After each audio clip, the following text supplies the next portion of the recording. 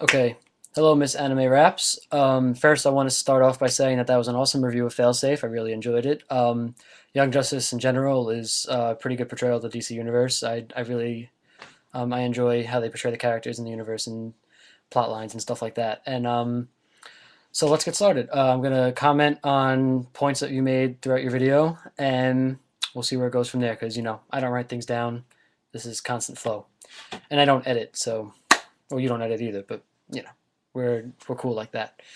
All right, so let's start. The first thing you talked about, I think, was Green Arrow and Black Canary. First of all, I shipped them as well. Well, it's they're kind of already shipped. Let's see. Um, I really have nothing to comment on them though. I mean, you like Green Arrow and Black Canary probably more than I do, but I do agree that they should probably. This is going to a point towards the end of your video, but I do agree that they should probably integrate more Dinah centric episodes because they have all these episodes about Red Tornado and Superboy and Superman's like semi relationship or lack of. Um, I mean, they don't really they do a lot with Batman, but not really. We could see more of him too in a different light, and not just as the informant of the team or the mission giver. Um, what else? McGann. Let's talk about McGann because as you said, people seem to think that she's a Mary Sue type of character, and at first I could definitely see where they were coming from on that because I mean she's not exactly a character I like to. I don't know. Uh, she's not exactly a character that if I were writing a story, I wouldn't really write a character like her. But every story kind of does need a character like McGann. Um, Someone who sees things from an innocent perspective, but yet still affects the story in a dramatic way. That being in this episode, Failsafe, when she causes all these kinds of catastrophic events, both in the coma, in not the coma, in the alternate reality based world and actual reality where she almost lands all her friends in a coma, potentially killing them.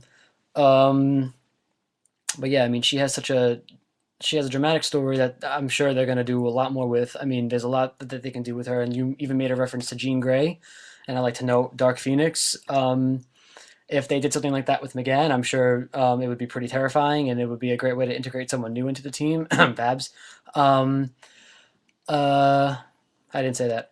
Um, but what else do I have to talk about? I mean, who I would really like to see more of. I mean, we saw Wonder Woman in that episode for 0.5 seconds, and I mean, I'm becoming a steady Wonder Woman fan for absolutely no reason. But still, I mean, I'm liking her more and more as the days progress, and I actually kind of want to see more of her in Young Justice and see what they pull together with her. That would be interesting to see. But you also mentioned about all these shippings that you have. Mainly being Wally Artemis and Zatanna Robin. Um, First of all, let me just start out by saying that I think it.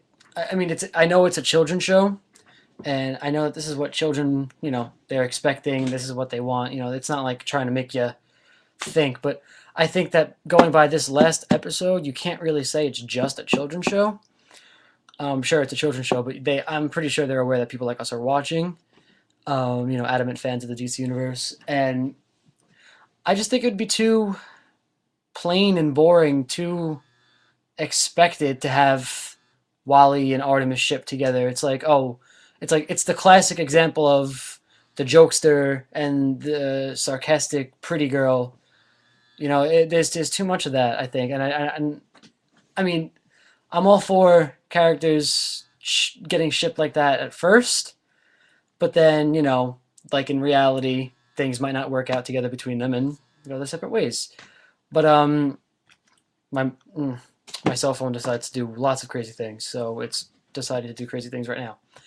Um, that interrupted me heavily. Um, Robin Zatanna, I mean, they kind of just threw that up in front of our faces with no basis to it.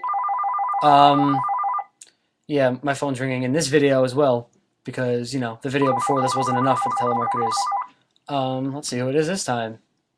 Energy discounts. Oh, I'm answering you in 2 fucking seconds. Um, Now that energy discounts sufficiently distracted me. Um, I don't exactly know where I'm going with this. Actually, I want to talk about more. I want more episodes to talk about because you said that the next episode is going to be Rolly centric, and I'm interested to see where they're going with that because, to be honest with you, I have no idea what Rolly is at all. I don't think any of us really do.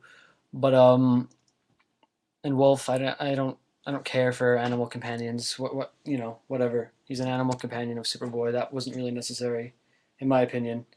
Not necessary one bit. Um, as I wear a Superboy shirt. Um, there was something else I needed to talk about, but I forgot. But yeah, if there's anything, I'll either write it in your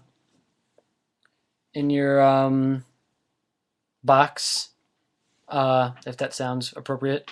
Um, or I'll make another separate video response to you. I don't know. I don't want to make too many video responses, but yeah. So that's pretty much my take on your review, and my own semi review of the episode itself, which I didn't really actually get to, but I thought the episode itself was great. There we go. I win. So that's my review and my comment and my criticism, or whatever. Take it or leave it. That's pretty much it. All right. Peace out, bro.